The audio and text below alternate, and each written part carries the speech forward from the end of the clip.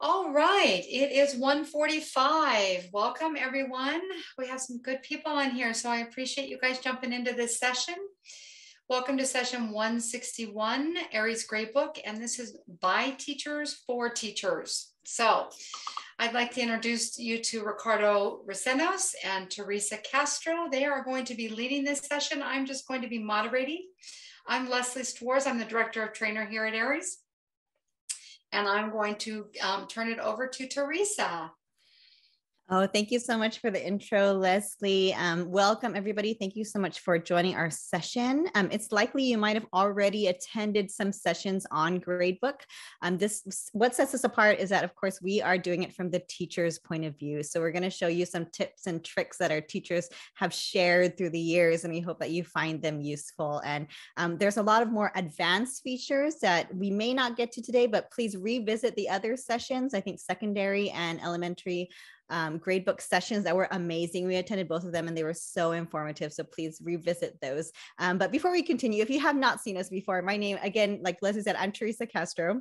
And I am Ricardo Recenos. And we are both technology TOSAs from Hacienda La Puente Unified School District. So just so you don't think you have to take screenshots or write notes very quickly, you do have access to our resources here. You can use the QR code if you prefer. You can also use the link that Ricardo put down there in the chat. It's up to you, just so that you have that for yourself.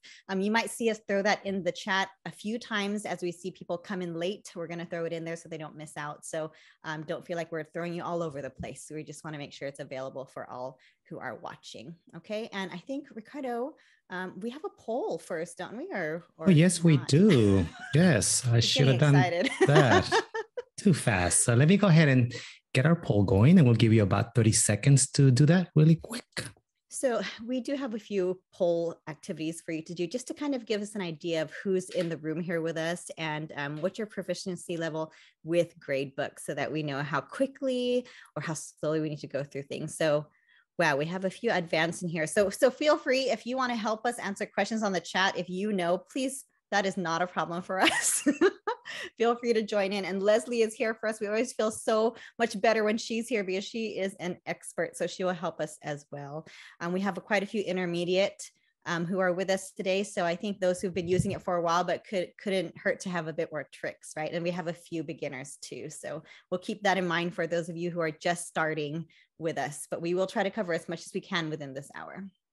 Thank you so much for participating on the poll. Yes, we are. All right. So just to kind of, I know it's after lunch and we just want to wake ourselves up a little bit here. So just for fun, we are going to do this quick survey. Click on the image that best represents your relationship with technology. So you can either type in your browser, your phone, pollev.com/Recenos, or Ricardo put it in the chat. And if you can join us there, you could just drop it anywhere. You could drop it on the angry face, on the loving face, or anywhere in between. And I don't know, do they see the results, Ricardo? Because I see them. Do you see them? Yes, they do. I want to know where the love hate is. I need the one in the middle where it's a love hate. To be in the middle. It's so funny. And, it's so true. I mean, we're tech TOSAs, so we do love technology, but not every day. So it's always fun to reflect and see our relationship with technology. And that also helps us as we progress through our session as well. So I think for the most part, yes, we love technology. Some of us, I think our technology is making us a little bit angry. That is totally okay. I see some emojis inside the chat. Thank you for the honesty. I love it. And thank you for the participation. It always makes it fun for us. Awesome. So now that we know where we are, we're going to mute Jeb again if we can. Okay, thank you. All right. So we're going to, just so that we know where we're starting, we always start with our purpose, that you understand what you're going to get out of our session today. You're going to learn how to create a gradebook, very basic. Okay. You're going to learn how to tailor your gradebook to meet your class needs. And we have some changes, some needs in our district, which might help you out. So hopefully you can find that useful. Discover troubleshooting tricks to make things work. Okay. And our non-purpose today, we do not expect you to leave becoming gradebook pros. We are not pros. And some of you might already be pros, but we do not expect you to walk out knowing everything. And we don't want you to think this is the only way, because this is what works for our teachers, our district. Again, it will be different for your needs, for your district as well. So just keep that in mind. I'm just going to very quickly in our PowerPoint go over what we're going to cover, and then we're going to go live, I promise, into actual gradebook. So accessing your gradebook, the two most popular places are on the left here in the dashboard, or the nodes, I'm not sure what they call them now, to gradebook, or from the middle when you're home, it shows you your gradebooks here and you can click on them individually. So those are the most popular ways to get in. I think Ricardo prefers one. I prefer the other. We'll see about that later. When we get to the dashboard, there are different views, and we'll talk about these as well. The tile view, the list view, the table view, and we'll talk about their advantages and disadvantages when we get there. And how to create gradebooks. There's multiple ways you can create one at a time with Add Gradebook. Mass Add Gradebooks, you can do multiple, and you can even copy gradebooks from yourself or other teachers on your site, or across the district if you are allowed to. We have our configurations over here. We're going to go through all of them from left to right when we get there. So we'll do all of that. And also how to actually enter scores. So we're going to go to the different ways to do it by class, do it by assignment, by student, and also some simple codes that might help you and provide you shortcuts. And I think there's even a way now that our district can actually make some codes for us too. So if your district decides to do that, you have more options than the defaulted ones. Okay. Tips and tricks. So these are problems that our teachers have had through the years, which we have resolved, thank goodness. So if your teachers encounter this, hopefully this will help you. Some teachers' gradebook totally disappeared. So we're going to hopefully address that if we have time later. I can't enter my grades, and we'll help you with that. My students are missing. My categories won't save. My grades won't sync. And so many more things that it has taken us time, but we have learned the ways around that. So click. Oh, we have another one. Oh, okay. I almost forgot about this, Ricardo. Okay, so this is actually our Padlet, and Ricardo put the link inside the chat. And I know if you have questions, you can go ahead and throw them in the chat, because Leslie or any other of our experts will go ahead and answer them. But usually we do put questions here in our Padlet so that we can go back to them later. So it's up to you where you want to put them. Okay, we love this first column because it's aha moments, things I liked, learned, or would like to try. So the last time we used this was a year ago. So you can add any aha moments in here. We love to see things that you would like to try, and the questions in the middle. And then the last one, suggestions and resources. We started off with our resource. So our PowerPoint slide is here. If you have resources you want to share, because I know we have some advanced users in here, please feel free to add them so that we can share with one another. Okay, awesome. Okay, so let's go ahead and let's get down to business. That was pretty fast, Ricardo. That was. I think that's the fastest we went through our intro before. Let me go ahead and stop sharing so you can share. Sure. Okay, so I am going to share. Please hold. I have 3 screens going on, so please hold. Okay, so as promised, the first thing we said we were going to do is to show you just how to get into gradebooks, right? So here I am at my home over here. So on the left, I could click on Gradebook from here. That will bring me to my dashboard, or I can click on my gradebooks individually here. Ricardo, what do you usually do? The only way, right in the middle. What? Every high school teacher uses that. Obviously not the only way. I prefer the better way, which is on the side where it says Gradebooks, because it brings me to my dashboard, but we'll just use that way since it's better. Just kidding. So whichever you prefer. So I clicked on the left and it brought me to my dashboard. I like to call this home. I always tell the teachers, this is your home. So if you ever get lost, because especially if you're starting gradebook, there's so many places to go. And if ever you get lost, go back home, which is your dashboard. And then you kind of start back to where you need to go. So here are some existing gradebooks right here. There are different views, like what we said earlier. You have the tile view. Some teachers just love seeing things in boxes organized like that, and that's totally fine. Some people like the list view. And if you have your other terms, they're right here, future terms, past terms. So they didn't disappear. A lot of teachers panicked a little bit, but don't worry, they're right there. The table view, this is my preference because it saves you a click. As you can see, all of my options are open here. I just simply click on where I want to go. But if you choose the other two, you have to click on details in order to get to those options. It's the same. It's just one click difference. Same thing with the list. It saves you a click. So, but in table, you have all of them. How about you, Ricardo? How about you? table. Can I say it's the only way? We agree on one thing. Finally. Oh my goodness. It's all about the clicks. Right.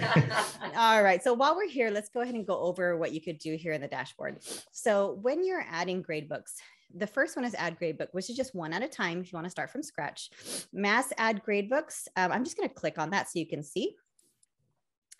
You can select your multiple sections, your periods, and you could create gradebooks for them simultaneously and then do the settings and options later on. And I think for middle school and high school, that's usually where we go to. Yes. Yes. And for elementary, I don't think I ever used that, but some might, but I didn't. Okay. So you also have your copy gradebook, and this one's great. This is the one that for us, we in elementary realm in our district, this is the one we use the most. So you click on copy gradebook and you can choose from yourself, or you could choose from other teachers on the site. The site only has 2, but the great thing is you can copy your own from last year. So if you did a lot of work last year, just find your own name and copy your gradebooks from last year. You could choose, maybe you only want one of them, or you could choose all of them. It's up to you. But the important thing to note when you're copying gradebooks is this part on the bottom. You have the choice as to what you actually want to copy. Do you want your final marks settings? Do you want your options? Do you want your categories? Do you want all of your assignments that you had last year? And we'll tell you, the teachers in our district, especially since we sync to a platform called Canvas, the teachers bring in everything except the assignments, because our teachers like to take the assignments from Canvas, and some teachers just like to start from scratch when it comes to assignments, because if you bring it all in from last year, you'll see your 100-something of assignments you had. And so it's up to you. Before, we used to do this, we used to copy everything, but ever since we started making our assignments in our other platform, we do this. So just keep in mind that you have options there. You can choose how much to bring over and how much to not, and then you would simply save that, which I'm not going to do right now. So if you're lost, where do you go? Home, which is the dashboard. So we're going to go back to the dashboard right now. So here we are. So that was copy gradebook. So since I'm here, Ricardo, I'm going to talk about link gradebooks too. Sure. So I don't. Okay. So this little button here that says link gradebooks, our district also doesn't do this because of our additional platform.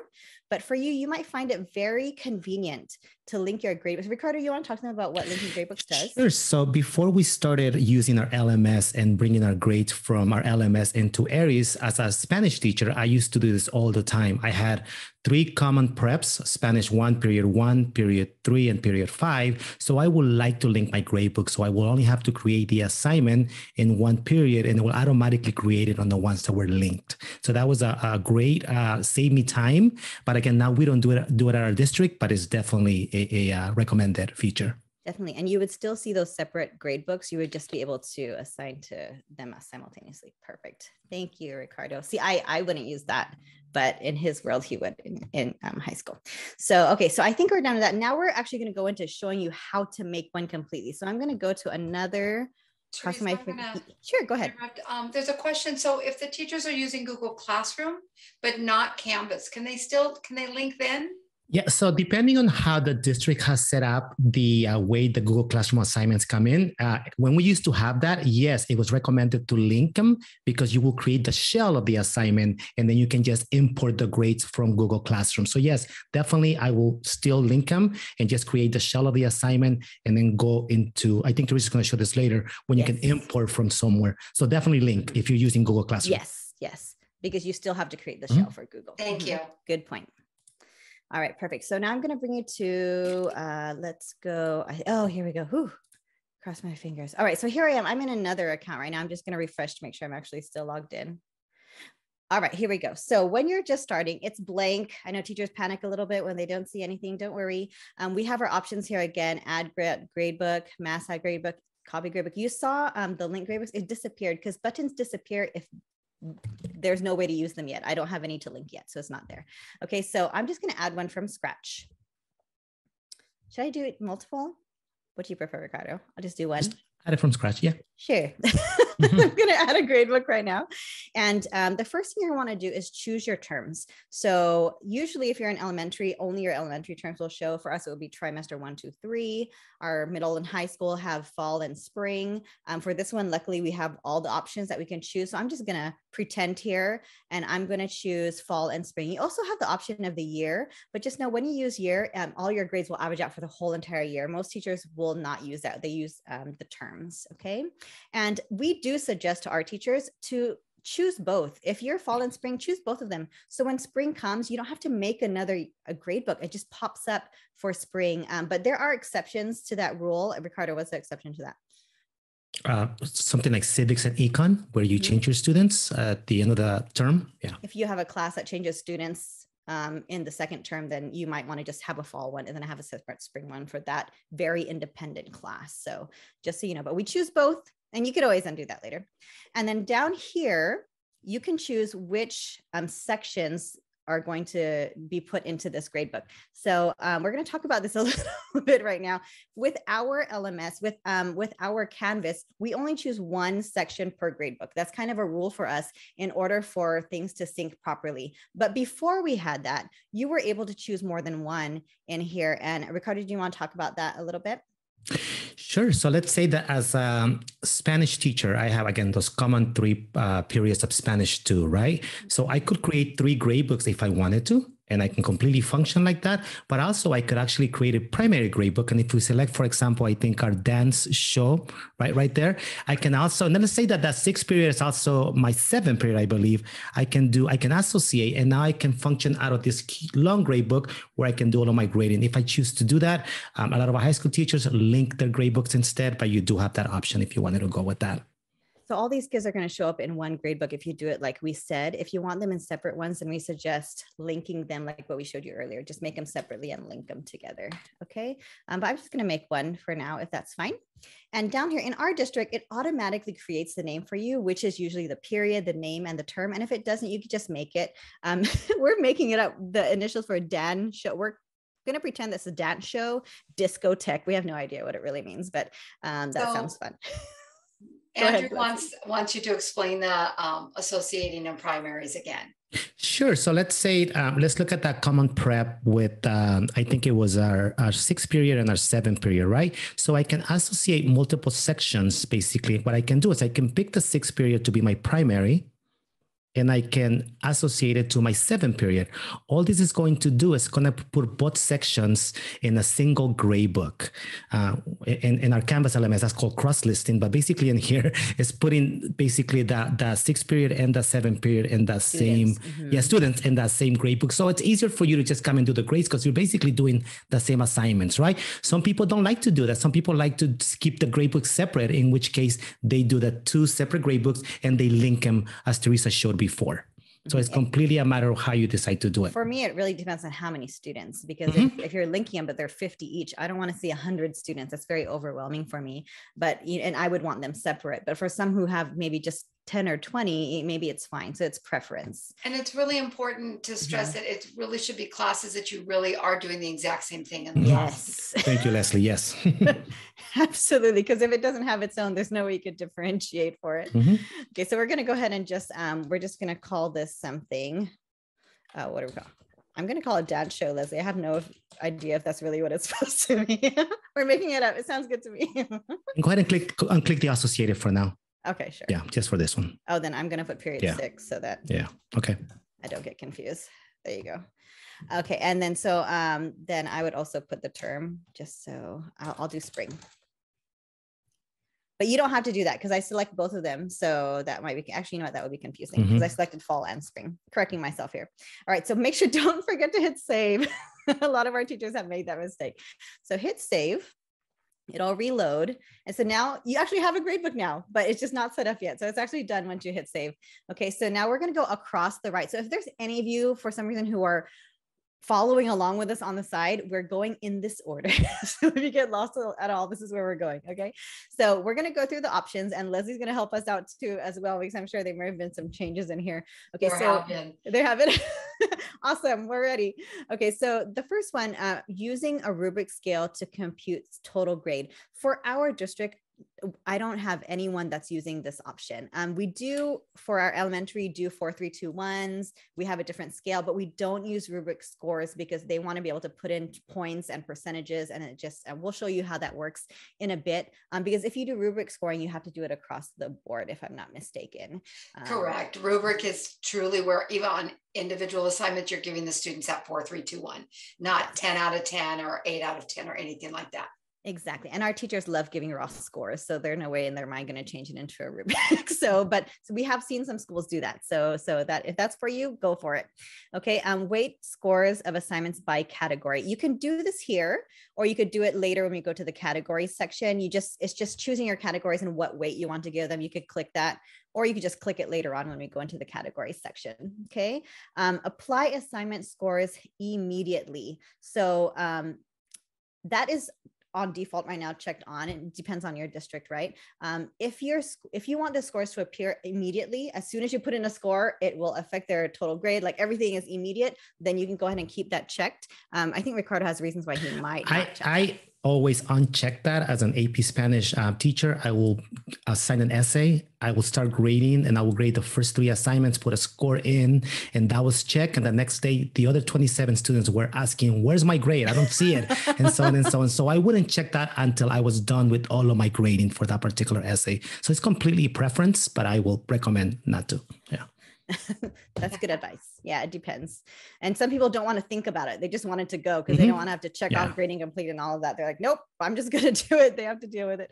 Okay. So, and the next one is, set grading completed automatically. So I believe this means that if you complete all the boxes in that column for that assignment, including the missing score and things like that, then it actually automatically thinks that the grading is complete for that assignment. Is that right, Leslie?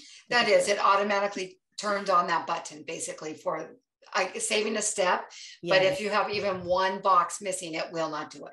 Okay, got it. So before, we always told our teachers, don't forget when you're done, click the button that says grading complete, and you wouldn't have to do that as long as you complete all the boxes. So that is a time saver. That's up to you. Well, the thing about it is that unfortunately, if you do have missing assignments, I tell you, you're supposed to leave those blank. So it will never populate if you have any missing assignments. So to me, it's kind of, I don't know that it's I don't like it. We're not sure about it. We're not sure about it. There we go. We won't share that with our teachers yet. We're going to keep telling them to click on the box. They have to do it individually. So that's up to you. You can keep that on or off. I guess for us, we'll keep it off for now. Applying weight to formative and summative assessments. That's up to you. For us, I don't know about you, you, Ricardo, for the older kids, but for me, for elementary, I don't have that on typically because we don't do formative versus summative, all the different assignments. There's just so many assignments in here. But if you do, you can give a percentage for your formative and summative. That just means you have to be accurate when you create your assignments, that you choose which one goes where. Okay, just make sure you're accurate. Okay, so that's possible to do that. Just another way to weight things. Scale min, max assignment values and total grade. We used to ignore this, and then we realized how many teachers were like, we need this. It was amazing. They were wondering why they were getting so many errors, and this made a world of difference to them. So we're going to just show you what that does and what that means. So if you click on that, your assignments get a minimum and also a max value. So, so for classes that do extra credit, things like that, you might want to allow them to get more than 100% on something, maybe not 150, because it would inflate, their scores, but it's up to you. I would say if I allow my kids to get extra credit, I could say they can go all the way up to 110% on something. Ricardo, I know you have something to say about the other end.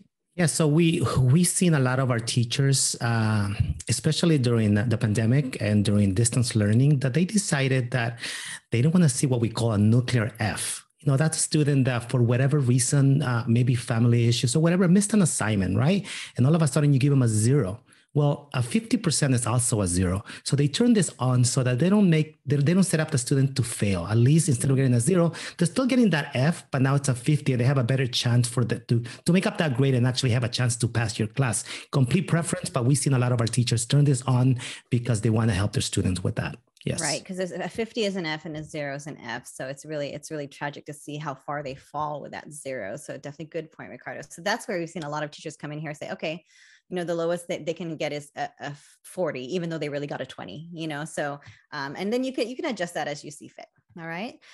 Add drop students automatically when loading scores by class page. So a lot of our teachers do, we tell them it's up to you, but we have seen more and more of them check this off, just so they don't have to worry about, you know, you have your gradebook and you're like, I thought I had a student added. Where are they? Because they have to add it manually. But if you click on this, and they'll be added automatically, added and dropped automatically. Okay. So if you don't want to think about it, that's just another way.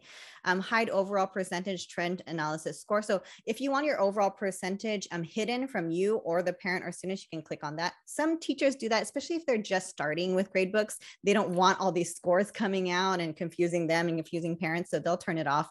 But once you get familiar, we've seen more teachers just leave it on. Display the final mark. So your final mark is your A, B, C, D, 4, 3, 2, 1. We have seen people turn that off. Because maybe some people are just using Gradebook as a record on homework, not really for grades, but just to show parents that these are their assignments, this is what they're doing, but this is not their score on the report card, you know, things like that. So that's up to you if you want to turn that on or off for you or the parents. Display the point ratio, just how many points they're getting out of the total. You could turn that on or off. I know Ricardo has something to say about this one. Display drop students for how many days? 0, 1.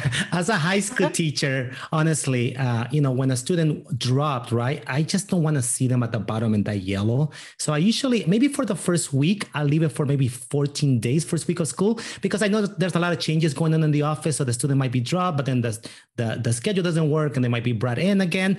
But honestly, I want them out of my gradebook. So I usually switch that to 1 or 2 or 3, because that's just high school teachers think like that. But I know Teresa might feel different about that.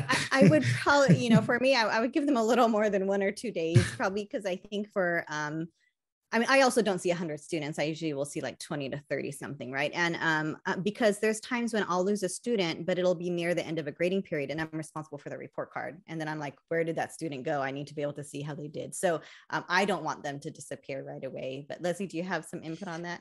Just a note that even if you change it to that 0, you can always go back and change it to another number and they come right back. Oh. So they're just hidden, but they are never deleted or removed from your gradebook. So I'm on Ricardo's camp in regards to, I don't want to see them, but sometimes I do need to look back if I need to give them a transfer grade or something like that. So then you can come back in here and change this at any time. Thank you. Okay, and we're recording this, so I got that. 2 to 1, 2 to 1. All right, I got it. You might have converted me because of Leslie's true. If you bring it back, it's fine. Okay, so display student ID. That's just preference if you want their ID to show. Here, the rest down here. A lot of teachers ignored this, but now they're realizing how useful it is. Group assignment menu by category. It's so much easier if you see them by category. Some teachers don't care, that's fine, but if you want them in category, check that off. This one's a big one. Sort assignments on scores by class by. Once you start having more assignments, that screen goes so far, and you know it's really important to choose how you want it organized. You can have it organized by due date, ascending, descending, and also assignment number. And some teachers are like, oh, I made this assignment a while back, but the due date is here. How come it's over here? And like, it's all in the wrong place. So it depends how you function. Do you want to see it by due date, or do you want to see it by how you created it? It's just preference, but some teachers didn't realize they had that choice in here. So you do have that choice, okay? Default assignment type for imported assignments. Well, again, if you are very strict about your formative versus summative, you would choose here. But if not, then don't worry about it. Okay. High district defined score color code. This is a new thing. Leslie, I think you want to explain to them about the color code. So sure. And honestly, I just realized it was new too, but districts can actually go in at the district level and set color codes for assignments. So if a student gets a 50% on an assignment, it would be in red.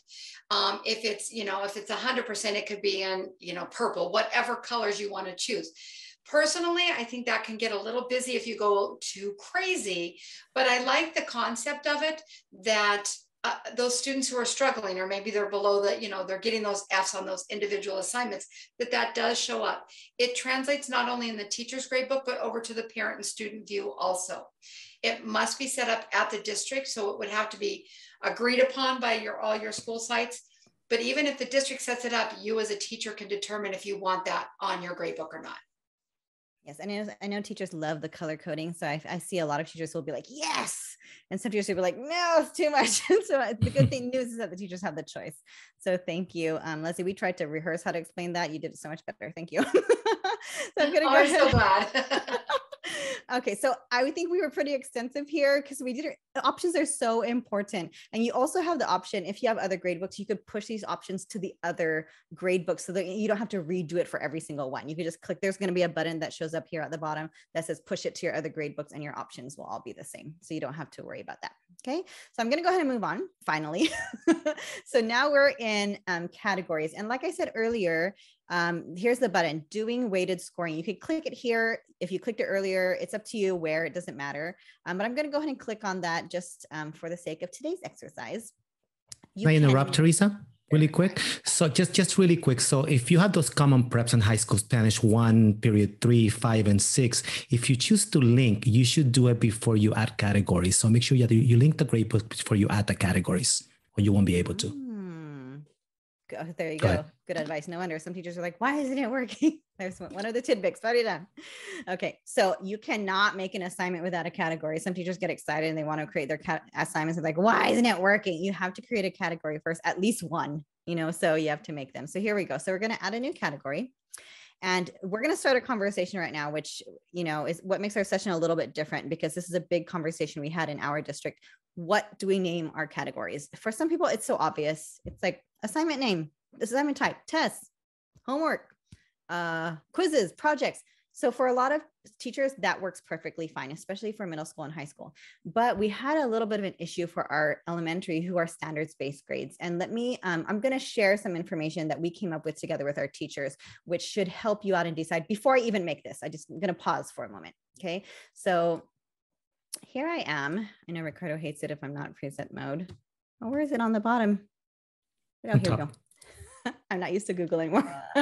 So here's some options that we gave our teachers. And I'm going to tell you right off the bat why they even need these options. Look at these reports right here. This is the reports assignment by students. If you see right here, down here are the categories, test, quizzes, assignment, projects. And here are the percentages. Okay, they're doing fine. A, B, A. Our teachers want to be able to use these reports for them and to also share with parents so that parents know what to work on at home. Okay, so if it was elementary and standards-based grades, this doesn't really tell me what I need to work on with my student at home. Maybe they're not doing as well in assignments, but you can't tell a parent like, okay, parent, please make sure you work on assignments at home. Like doesn't tell me what skill I need to work on. Okay, so that's what our teacher said. I want a report that helps me when I communicate with my parents. So here's the next one. What if, look at the bottom, I'm so sorry, that's all the way down there. What if your categories were by standard, since your report cards are standards-based? So their category names turned into reading, literature, informational, writing, speaking, listening, and now they see the percentages of how they're doing in that skill. So, so they can have that conversation with parents, and they can say, oh, you know what, your child is getting 60% in language. Maybe that's a skill we want to work on. Reading, informational, and that for some teachers was more useful for them, but not everyone decided to do it. It's up to them. It's up to them. Okay, so let me go ahead and go back now. Oh, no, actually, I'm just going to keep going. So here's what I mean. Categories of type assignment. On the left, you have your test, quiz, assignments. And on the right, you have them by standard instead. We wouldn't need this if there was a report that pulled it by standard without needing to be a rubric. Leslie, are you going to say something? There is a report now by standards, but I was looking for it. What is it called? Yes, there is a report by standards, but this is a really great concept. I actually kind of like this. Because I've had districts that want a report will give it by standard, but not like on an individual assignment. So this is a really good concept. But yeah, when we get to the reports, we'll talk this through. We'll talk this through. We'll get to But it's good to know because Aeries is always listening. Whenever we have a suggestion, they're always working. So it's good. I'm glad to see that report come out. I might have seen it earlier, but I wasn't sure exactly what it was. So if you do it by assignment type, it's great. For those who are standards based, you can add multiple standards in an assignment. It's great. And it will send out, and that is not a problem because these link to our report card and it pushes straight to our report card, which is, wonderful for our teachers. Okay. But like I said, if you want to talk to the parents about what they need to work on, it doesn't really tell you much. Okay. And this is the same thing, same percentages by category. Okay. But if you do it by standard, we're not trying to convince you. We're just showing you the different ways. When you create an assignment, you will make sure you select the category that goes with that standard, of course. You would add your standards, but the disadvantage is in order for it to be completely accurate and consistent across the board, you would only choose one standard per assignment. So that's the kind of disadvantage. If you choose two, it will still work, but your percentages won't match exactly when the report card comes. It'll be close though. So for some teachers, you don't care. Okay. And we showed this to you earlier. The categories will be by standard. Okay. So I'm going to get out of that. I promise I'm back to the gradebook now. Oh, here we are. Okay. So we're back. So tests, new category, assignments, participation. Okay, and some teachers don't care about the color code. I love it because not only is it pretty, it helps me when I'm doing scores by class. It tells me what category it's in by the colors on top of the assignments. So I am a little bit particular when it comes to my colors, but you don't have to. It's just preference.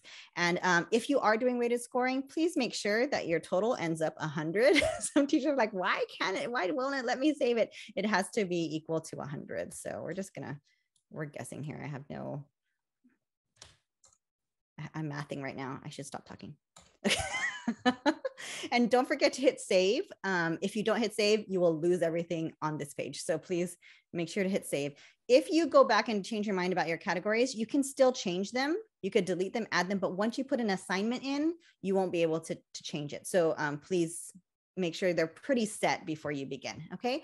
The next tab is assignments. And I'm actually, because I'm not in a standards-based with the standards teacher right now, I'm going to move you to a different one really quickly. I'm sorry, but I'm going to go to the same part. Okay. So this is a gradebook that was already created, but we're still going to go at the same place. So here I am in assignments. This teacher already has assignments, but we're going to just pretend here. So you can add an assignment one by one. You can push assignments to other gradebooks. So I could take any of my assignments and I could push them to other gradebooks. Okay. I could import assignments into this gradebook, which is just like the copy feature. Our teachers were like, what? I can copy gradebooks from other teachers, or I could import assignments from other teachers. Yes, it's true. And no, the teacher won't know. Not that you're trying to keep a secret or anything, but you're just pulling in the skeleton of the assignment or the gradebook if you're copying gradebooks. So I can choose the teacher I want to grab from, steal from. That's not a nice way to say it. Borrow from. And I can even borrow from myself if I want. I choose the gradebook I want to grab it from, import it, and it just comes right in. So our teachers love this because if maybe, for me, I work in a team and I'm working on the math assignments for this week and someone else is working on language arts. And then we say, okay, it's there. Go ahead and grab them, grab what you need. You don't have to start from scratch. It's amazing. Okay, so let me go ahead and go back to add assignments now. Rewind. Okay, so we're just going to call this quiz number 10. Please remember that, Ricardo. You can add a description here, which gives you information for your students and your parents as well. If you are weighting your formative and summative, please make sure you choose this appropriately, okay, because it will affect your scores. Make sure you choose the right category. It's very important for you to choose the correct category, especially if you're doing weights, okay? Can I throw something in there really quick? Sure, of course. Aeries did an enhancement, which I'm not sure that I agree with, but it's there. And whatever category you choose, the next time you do an assignment, it's the same. It's the same one. So you need to pay attention to that. Yes. So before it used to always be the same one, no matter what, when it starts, but now it's whatever the last one you chose. So you have to actually make sure you're paying attention. All right. Thank you, Leslie. Very true. Thank you. Ricardo, do you want to go over the do not drop, or am I fine to? That just, if you create a rule and you want this particular assignment to not apply that rule, then you will click that right there. Mm-hmm. Does that make sense? Okay. Yeah. So if you do apply a rule and you're like, no, I don't want this assignment to count, you could do not drop that one. Okay. So extra credit. If it's extra credit, go for it. You click on that and it's just extra credit. But just know, if you don't enter scores right here, maybe you're just creating assignments, but you don't remember how many points that was on that quiz. Don't leave them zeros, because if you do, it will think it's extra credit. And then later on, you'll be like, well, I can't put scores. What's going on? Because it just assumed it was extra credit. So please, even if you're not sure, just put some sort of points in here. And then later on, you can come back and change them, but just put some sort of scores. Okay.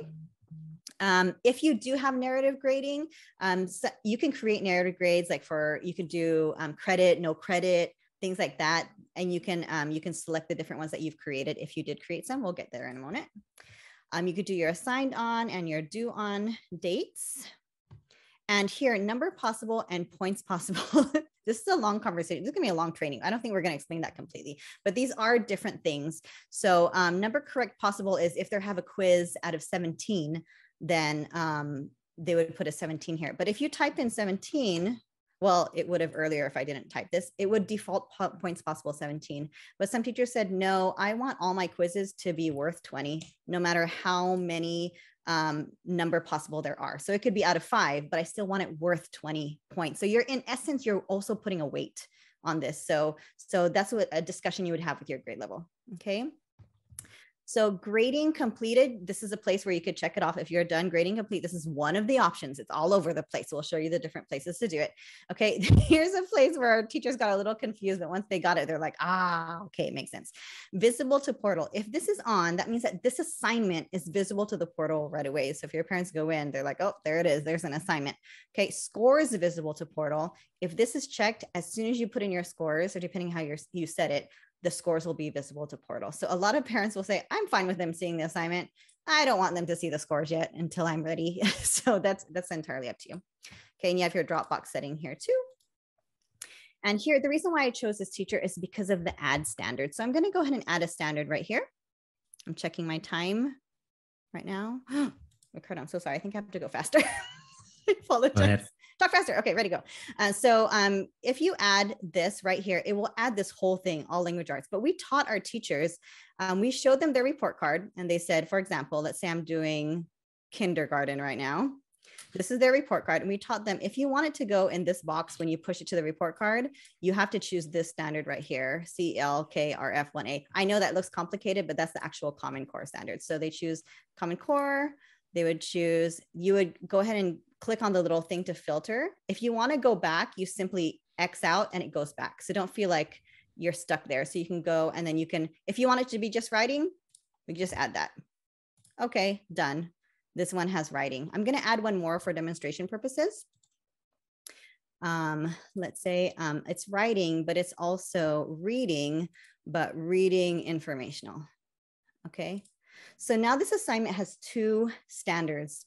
Just to clarify, input by standard. If you don't click on this, if I give this student maybe a 50%, they will get it across the board. What if they did great with their informational text? They just did poorly with writing. Now both standards are getting the exact same score. So if you input by standard, then that means you can differentiate. And let's say my writing is actually only out of 4 and my informational is out of, it has to, oh, it already did it for me, is out of 10. Let's just pretend.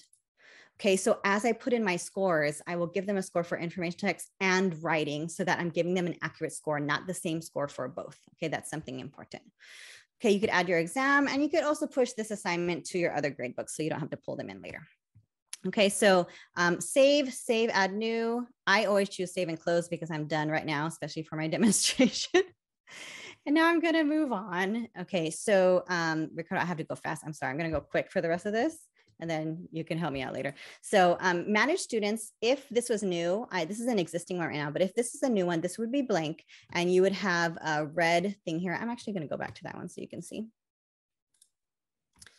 Okay, here, oops, because I don't have any assignments. Oh, Ricardo. Okay, anyways, we will hypothesize. So there's a button here that says add students. You could click on this one if they're not in your class, but if you click on this, it will add just all your students. You could choose which period to add from, but whoever is associated with this grade book, you would add it here. Okay. And if you chose automatically add and, delete, they will continue to add and delete them as they come and go from your class. Okay. Final marks. Here's a big one because for our elementary, our final marks are different. And I think that's why I do have to actually go back to this one. Because we provided our teachers something that looks like this. And if you notice for our elementary, for high school, maybe that's fine, right, Ricardo? Mm-hmm. But for our elementary, we have 4, 3, 2, 1, if they're K2. They have A, B, C, D, F, if they're 3, 5, but look at their percentages. They're different compared to maybe high school or middle. Okay. They don't have pluses or minuses. And we even have our little baby TKers here, PBED, with these percentages. So these are things that we teach our teachers to make sure it's consistent in the final mark. So I'm just going to show you, demonstrate really quickly how to do that. Let me go to final marks. So this is the default, and I'm just going to zero out very quickly. The way I'm doing that is I'm clicking 0 tab, 0 tab, 0 tab, and I'm looking really cool while I do it. But I'm just going to do it all the way till I hit zeros. Okay, those are all zeros, so it doesn't matter. I am doing 4, 3, 2, 1. So where are my 4, 3, 2, 1s? It doesn't have it here. Okay, let me do my PBED. So my P, I'm going to look over here. P is 0 to 20, 0 to 20. B up here. I promise I won't do all of them. B, 21 to 50. 21 to 50. This looks like tedious, but this is why teachers copy their grade books from the year before, so they don't have to do this ever again. E is 51 to 99. Where is E here? Do I have an E? We'll just do the D. We'll just say 51 to 100 just for the sake of time. Okay. And when you're done, make sure you save, and they'll populate to the top, the ones that you chose. There they are. So now as I enter scores, these are the final marks that they'll receive. Okay, just so you know how we did that. Okay, the next one is, let me go back to the other one now, narrative grades. Ricardo, did you want to talk about this? We kind of talked about it earlier a little bit. Yeah, no, just basically if a teacher wanted to use something like pass fail or credit, no credit, they can actually create it right in here instead of having to do a number like we usually do. Yeah. Mm-hmm. And this teacher already has some. They have for effort, the different ones. So different types of markings you could add here. Okay, we have our rules. Also, if you wanted to add a rule, you could. And like it showed in the assignment, you can also you can also add assignments that would not be part of this rule. So that's up to you. Okay. We also tell teachers always, please to back up. There are auto backups set, but we tell our teachers, please just, when in doubt, back up every few days, every week or something, just to make sure, because sometimes our teachers get excited and they do all these crazy, amazing things. And they're like, oh, wait, I totally messed it up. And they go to their backups and it's too far back, and they really wish that they had backed it up in a more recent time. So it doesn't hurt. Why not? Back up your gradebook so that you can go back to the most recent version that you like. Okay. And Ricardo, were you going to say something? No, go ahead. Okay. And so this next one, restore. So if you need to restore a gradebook, you would go here and you would restore gradebooks that you've backed up. Also, here's a problem. Some of our teachers accidentally deleted their gradebooks that they wanted. They're like, what? How do I bring it back? If that ever happens to you, you can go into any of your existing gradebooks, go to restore, load it into a new one, and then find the gradebook that you deleted. When you delete a gradebook, it automatically gets backed up. So it is not gone. No need to panic. That's how you restore a gradebook that has disappeared. Okay. Let me go back. So now that we've done all of these amazing settings, now we're going to show you how to actually enter scores for the students. So you could see up here, again, this is home dashboard, but up here you see scores by class. If you want to do it for the whole class, you can do it by assignment. You could do it by students. I like to do it from home because for my eyes, I feel it's more organized. So here, class, assignment, student, the exact same thing. I could have gotten to the same place, just different ways to get there, right? Not this first one, because this is rubric. Okay, you could see you could do it by standards, but I'm going to go into this one. I'll go into class and wait in suspense. And here are my amazing scores right here. And let me see if I can find that assignment that I created. You can use that quiz 10.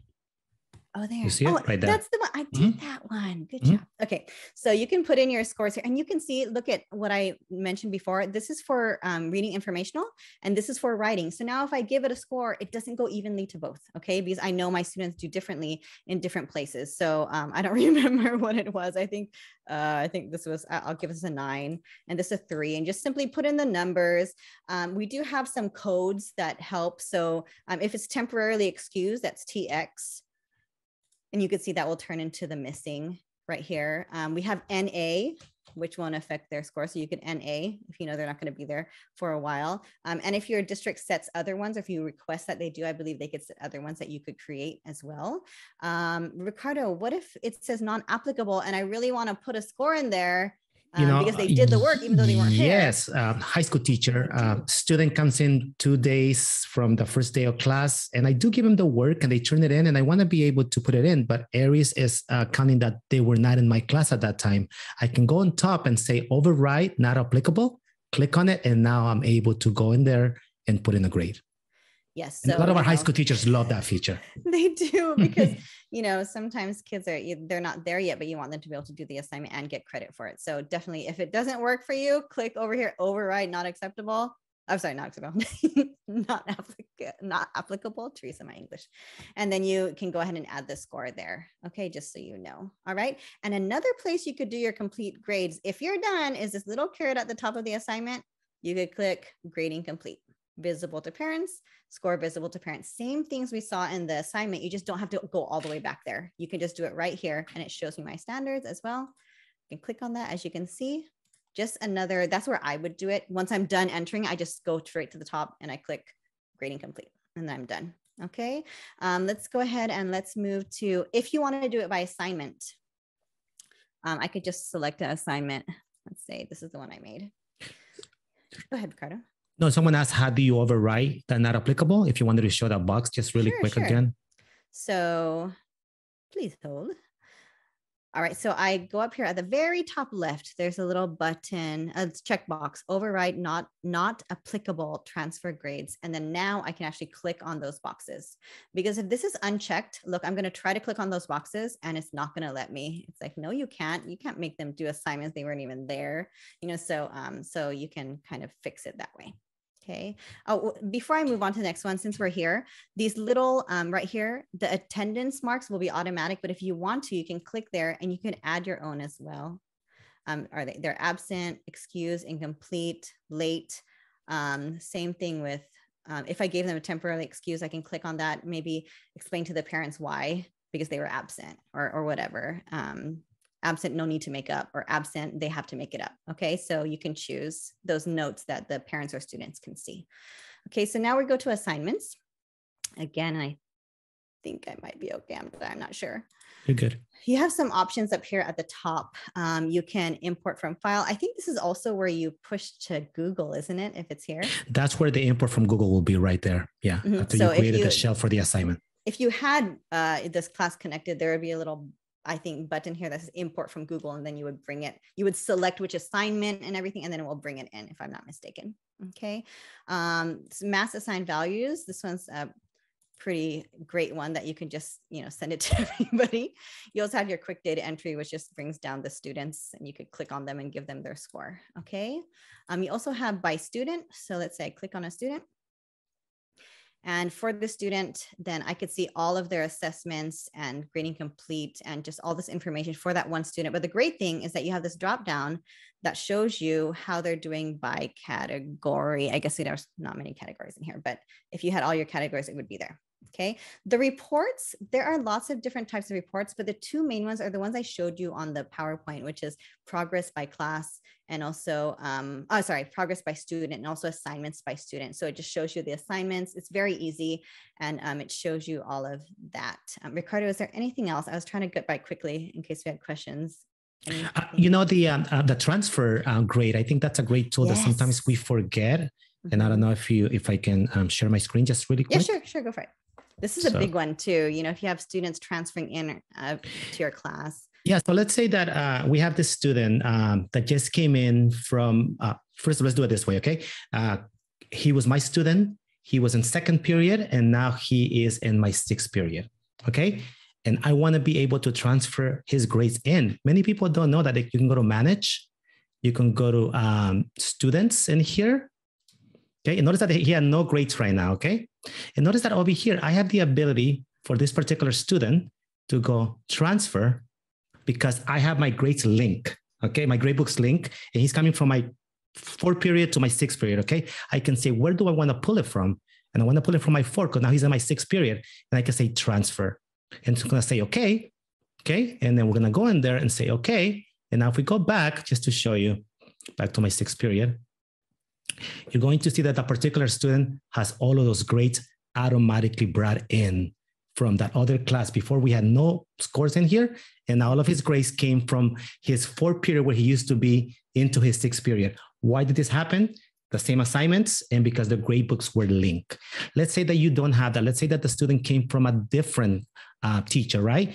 And then you don't have, obviously you don't have them linked, right? You do have the ability to come in here and go to details. And you could come in here and do a default percentage, okay? Or you could also do it by categories if the teacher gave you a copy of what the categories were, how the student was doing. So I think that's a big one to use. I love when they're linked to just be able to transfer the grades because the kids take the exact grades, but I wanted to make sure that you were aware of that. Absolutely. Yeah. And we would love to take you to, show you how to push it to the report cards and everything, but there are other sessions that did cover that and the secondary and elementary grade books, but I know we're running out of time. But Ricardo, did you want to show them the end of our PowerPoint just to kind of show them, how to contact us? Yeah, let me do that. Yes, our sure. Future sessions. So, we covered everything very quickly, I believe. I think we went through all of these things. We're about to send you the feedback in a moment. Go ahead and click, Ricardo. Thank you. Oh, yeah. So if you are here tomorrow, please join us. We have another session tomorrow, Inform Me, Don't Annoy Me, which is a session on Aeries and Parent Square. So at the same time, so please come join us again if you're going to be around. And I believe we're also going to, here's our information. Please feel free to reach out to us at any time. And we're going to put the link to our feedback as well. And this is session, I think it's 161. 161, yes. Yes, session 161. We would love your feedback. And, we really appreciate here. Are there any questions we missed that we can get to in like 3 minutes? Anything we missed? Let me see if I can go back and look at, I know we answered the questions in the chat. I have not looked at the Padlet in a little while. So I think, no, we're good. There's no questions in the Padlet. Mm-hmm. Awesome. Thank you so much, everybody, for joining. If you have many more questions, we're here for, I think, maybe 2 or 3 more minutes. Someone asked if they have the PowerPoint. So definitely, let me give you the bit.ly again. Let me just put that bit.ly again so you can have it. I'll put the link in from Fresh Desk too. Thank you so much, Leslie. Thank you. Thank you so much, everybody. I feel like I need like exit music or something. So much to cover. I know. All right, so you can get to the documentation and also their PowerPoint from here also. Perfect. Thank you, everybody. Enjoy the rest of the conference. And don't forget, there will be a recording of this if you want to access it. Should be up by tomorrow. All right, perfect. All right. Thanks, everyone. Thank you.